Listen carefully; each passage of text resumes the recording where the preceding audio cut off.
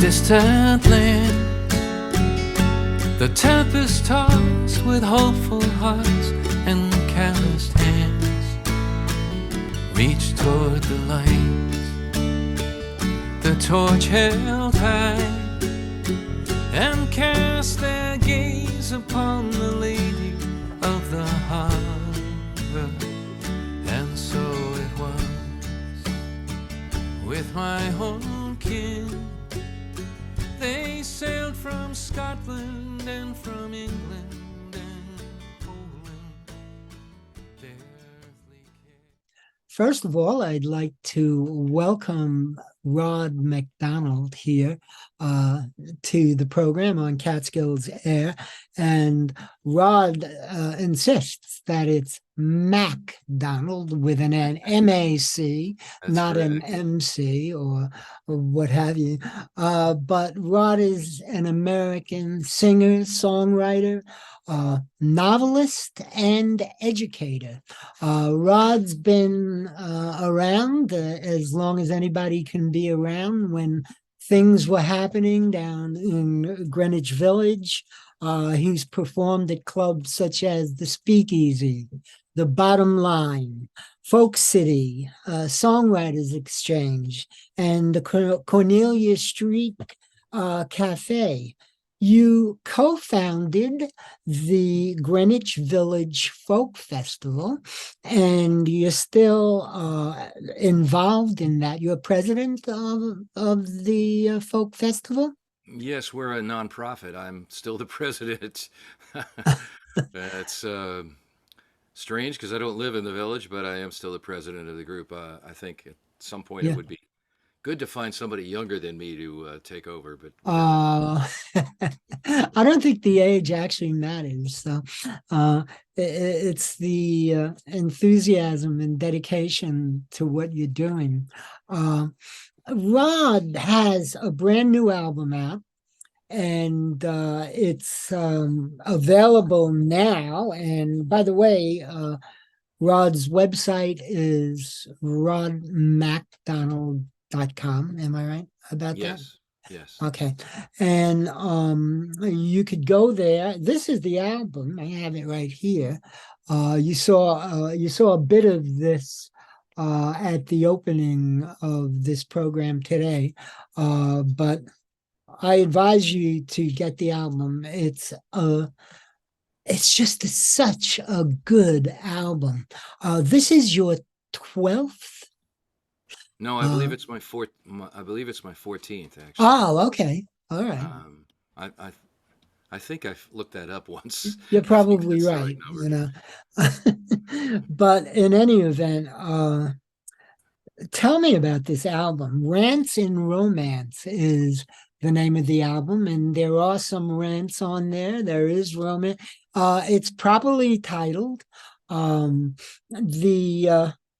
couple of songs really, really struck me, and one of those songs being The Pandemic. And, I would imagine it would strike many people who have never heard it before. So I'm going to ask you if you would perform that song live for folks right now. Sure. Any history you want to tell, go ahead. I was actually tuned for something else, so give me just a second to check. Okay, not a problem. But I'll tell you a little bit about it. Well, like everybody else, we everything kind of shut down when the pandemic started back in 2020, and it just became this long story. But I started thinking at one point, well, what comes after it, and I guess that's where this song comes in. It's kind of like, I'm going to just move this slightly so that you see a little more of my guitar. Let's try that. There we are. As I just started thinking about what comes after the pandemic. The song actually takes place long after the pandemic, but it doesn't forget it. Well, let's give it a try here.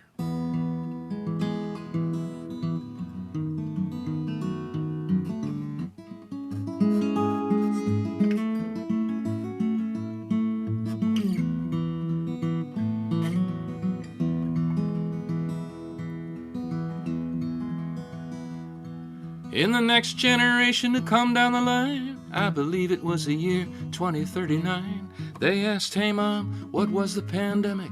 I've been hearing about it in school, and I bet it was something you'd never want to do again." Mom sat down, shook her head, and said with a grin, "Oh, the pandemic, wasn't that a time?" "Well," said Mom, "I was just in my teens. Your daddy was trying to get in my jeans. We couldn't travel, so we married on Zoom. The preacher in Maine, our parents back home. Baked our own cake, had colored balloons. Streamed the first kiss, went on our honeymoon without leaving the room. Yeah, the pandemic, wasn't that a time?" "Well," said Mom, "and who could forget? The numbers kept climbing, and no one protected their faces, till thousands were gasping for air, and businesses shutting down everywhere. Speaking of time, every now and then, you'd hear the news of a trusted friend you knew you'd never see again."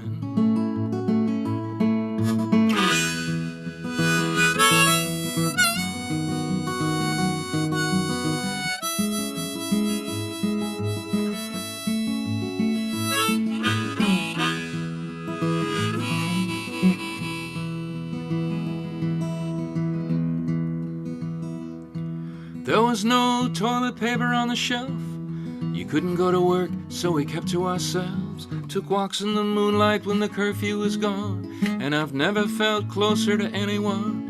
And there was this guy who was like a big joke. Said no one's really dying, it's just a cruel hoax. But he was no friend of mine. Yeah, the pandemic, wasn't that a time? It was a quiet time to reflect, said Mom. We had 600 channels in the living room. It's amazing to me to remember today, there was never anything on anyway, except for live concerts. There were these guys I know, came on every Sunday with a different show, and somehow it eased my mind. Yeah, the pandemic, wasn't that a time? And in the midst of it all, people took to the streets when an unarmed black man killed by police was becoming too normal. And for the first time, the cops were made to pay for the crime. And speaking of crime, there were women and men who thought they'd overturn the government. Well, they ended up doing time.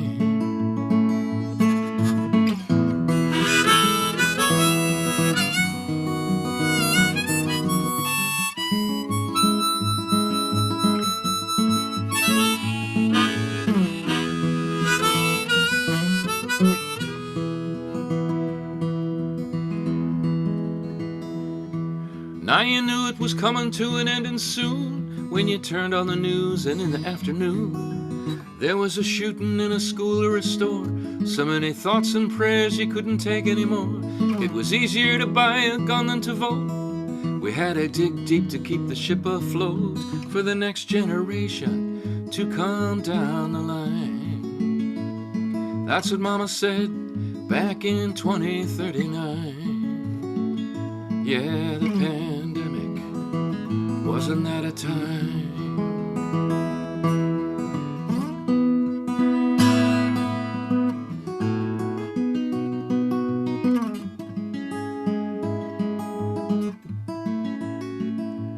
Oh, the pandemic, wasn't that a time?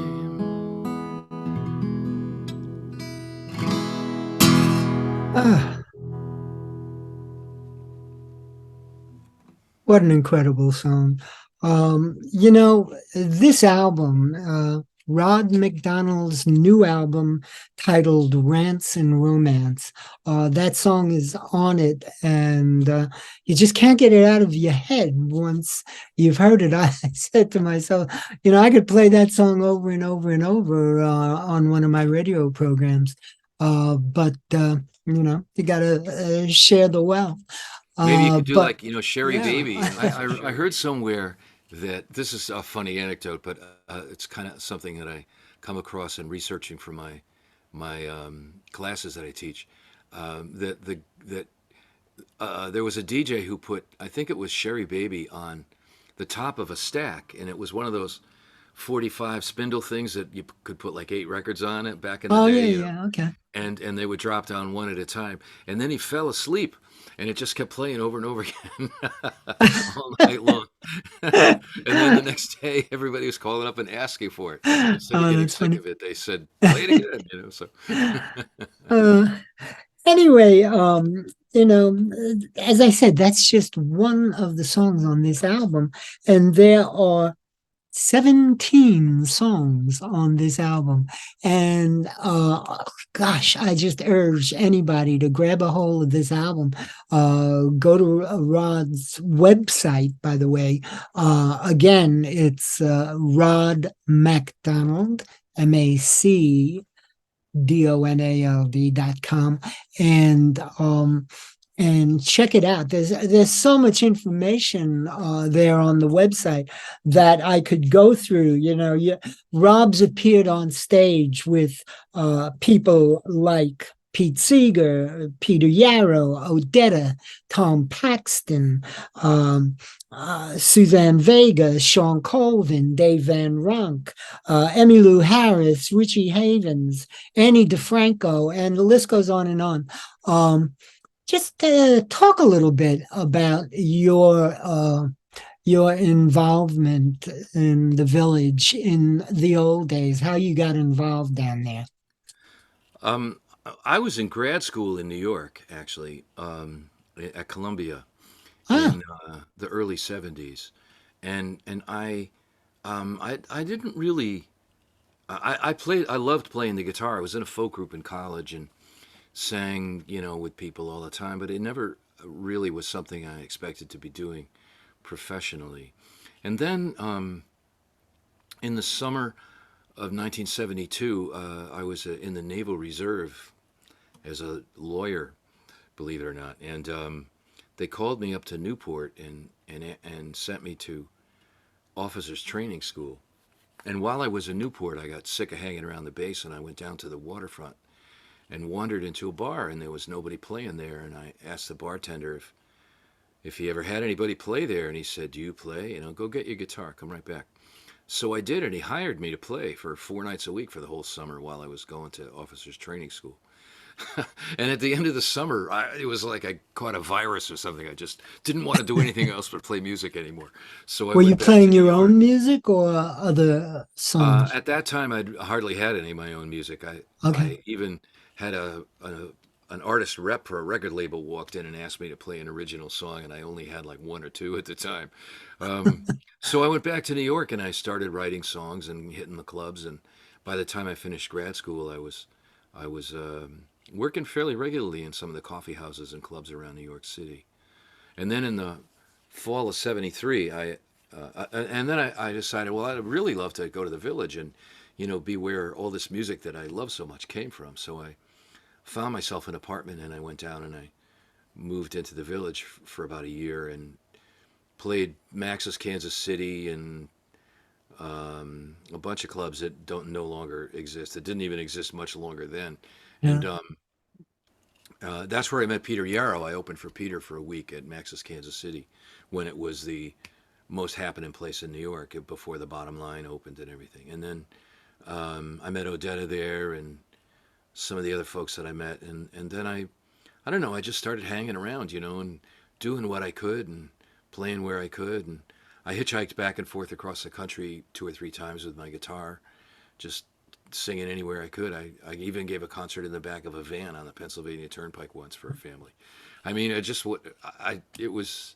I didn't have any other real obligations. The Navy discharged me as a conscientious objector at some point, and I didn't have a family, and I didn't have any other career that I really wanted to do. So I was able to just put the time in, to learning how to play for and sing for people. Took me a while, but I think I kind of know how to do it now. And I it's think so. it was just it was a great transition in my life. But I'm really glad I did. I did it. I love being a musician, and I really uh, have a lot of really tremendous friendships, with wonderful people I've met through music through the Uh, years. So it's a good thing. You're also an author. Tell me about your books.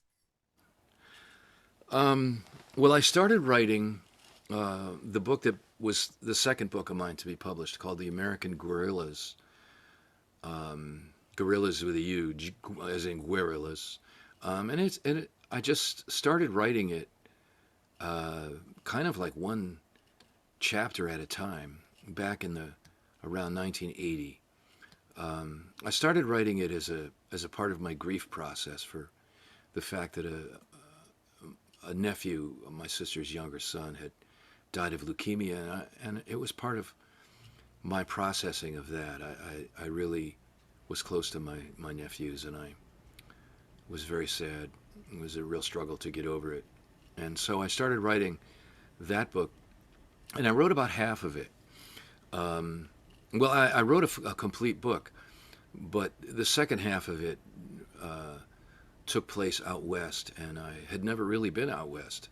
And I had a friend in the village who was a literary agent, and she read it and said it's really good up to about the middle of it. She said, and then you can kind of tell that you don't really know the area that you're talking about. So she and her boss recommended to me that I go out west and immerse myself in the setting for a while. And so I did. Not just for that reason, but because it was also an interest of mine to educate myself in the Native American world. And so I went out to the Southwest, and I lived in a cave for a little while, and I hung around and met people, and then it took me a few years to digest it, and finally, I think around 2006 or so, I finished it. I realized how it ended, and was able to finish it and complete it to my satisfaction. And then in the meantime, I started writing short stories about my life in the village, most, fictionalized versions of a guy like myself, but kind of based on my own experiences. And about, I guess about 11 or 12 years ago, a fella down here in Florida named Rob Koppelman, who was a professor of English at a college here in South Florida. He had published Lee Hays's memoirs. He had arranged for those to be published. Lee Hays, the big bass singer in the Weavers back in the 50s. And he asked me one day if I had written anything besides songs, and I gave him this box with these manuscripts in it and some other things. And it took him a couple of years, and he came back to me one day and he said, "I really love these Greenwich Village stories. Do you have anything more?" And I said, "Well, I always thought of that as a complete novel, but I never got around to writing it because I never put the time in it, because I thought no one would ever see them, He said, "Well, why don't you put some time into it and let's see if we can get it published." So I did complete it. I kind of had a storyline that I always knew how it went. And so I finished that in about 2012 or 13, and Rob arranged for it to be published through a small publisher called Archway. And then after that came out, he read The American Guerrillas, the earlier book, and liked it and said, "Let's do this one too." So we got them both published. And that's how they came out. That's I so think great. I read recently that the open mic was number 1,997,996 in the sales rankings on Amazon. And I laughed. I said, "Hey, we made the top 2 million." Well, these are small publishers, and the only person really selling the book is me. They're not out in the world, hustling sales and promoting it very much. So it's kind of an obscure book. They both are, but the people who've read them seem to like them. So The if open people mic, want more information, they could find that on your website about the yep, books. And they're all there. and by the way, the website, goodness gracious, has so much information, including links to videos, a tremendous assortment of videos. So folks who enjoy Rod's music, if you want to hear more of it and see more of it, go to Rod's website and click on the appropriate tab. I want to ask you one thing before you perform another song. You've been described as a not afraid to take chances person. And, you've done a lot of politically related songs or environmentally related. You're an activist, I would say. And you also, aside from your own words, you put music to an incredible book titled White Flower. And it's a book by David Lamott, and it is about a racist inspired rally and the response from the village people. And the book itself is brilliantly written and brilliantly illustrated. However, Rod put that song to music. So on one of, I don't have the album reference right off the bat. It's on Later That Night. Which one? Later That Night. Okay. That's came out in 2014. You know, Okay. I took David's illustrations and I took the song and I made a video out of it. So if you go to YouTube and look at it, it's called, I used the illustrations from the book. So as the song plays, the book pages kind of turn and you can see his illustrations. It's really a beautiful, beautiful book. I was very inspired when I saw it. And David's a very cool guy. I asked him if I could put music to his words and he said, sure. My wife has bought copies of that book and given them to people as presents. Oh, super. Yeah, It's a great story. of and course, really funny. you just sang. You just put music to those words, and it was so great. Anyway, so how about giving us another tune? You had mentioned you were gonna Okay. probably tuned up for this before. Whoops. Let's get the right harmonica for the job here. Well, here's another song from Rance and Romance, and I play this one a lot in concert. I really like this song for a lot of reasons, but sometimes the best reasons are just kind of visceral reasons that you can't really put your finger on and explain all that well. But I like singing this song for people, and so let's do it.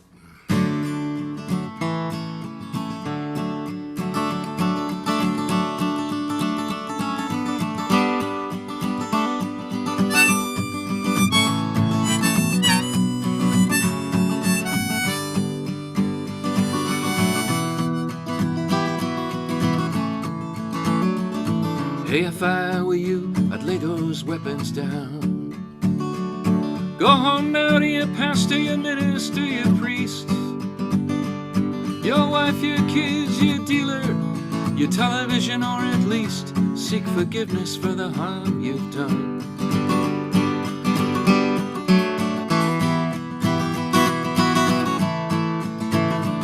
Hey, what did you think was going to happen? And if you don't watch out, your fantasies will come true. You'll find yourself and your friends in a shootout with people all dressed in blue.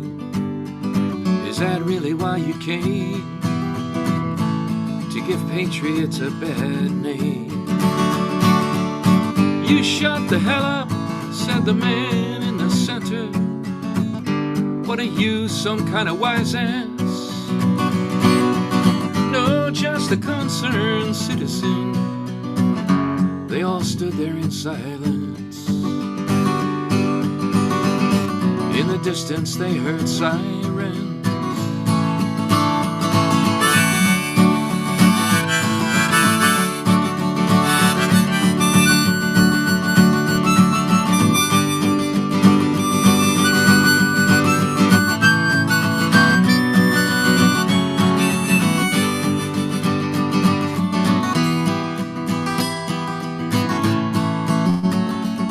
Hey, if I were you, I'd lay those weapons down. Go home now to your pastor, your minister, your priest, your wife, your kids, your dealer, your mistress, or at least seek forgiveness for the harm you've done. And don't forget how you came to give patriots a bad name. Yeah, don't forget how you came to give patriots a bad name.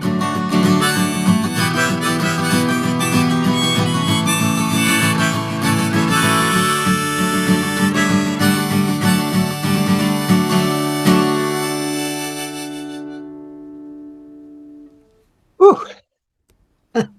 What a great song. A great song, and only one of 17 songs like it on this album. And I tell you, folks really want to consider getting this album. Going to Rod's website, which once again is rodmacdonald.com. That's MacDonald.com. There's a wealth of information about this legendary folk singer. I would have to say Rod is kind of a living legend at this point, and he won't refer to himself like that, but never mind that. But in any event, I am so thrilled that Rod was able to join us today for this program. Hopefully, you'll get his albums, go to his website, and experience the totality of Rod Macdonald. And Rod, thank you so much for being with me today. I really do appreciate you taking the time. I know you just got back from tour. And by the way, Rod's upcoming tour will be on his website. So check that out, see where he's going to be, and hopefully I'm also, I should mention, I also do some virtual concerts. So even when I'm not touring, they look just like this. I sit in front of my right. my curtain here and play about once a month on a Sunday night. So anybody who checks my website, or I also do an email blast every now and then on the website, or you can just email me at rodmacd@aol.com. And would that also be linked to a Facebook page that you? Yes, I usually do it to Facebook and YouTube simultaneously. So yeah. So people could subscribe to both, Facebook and YouTube, subscribe to that channel and get informed about when these things are happening. What a great treat for people to have that availability. Thank you, Artie. Very nice talking with you, and thanks for. Same here, Rod, and thanks a million, and have a fantastic day. Rod, great. Thank you so much. Have a wonderful afternoon, and hope to see you soon. Okay, Artie, thanks a lot. See you. Take care.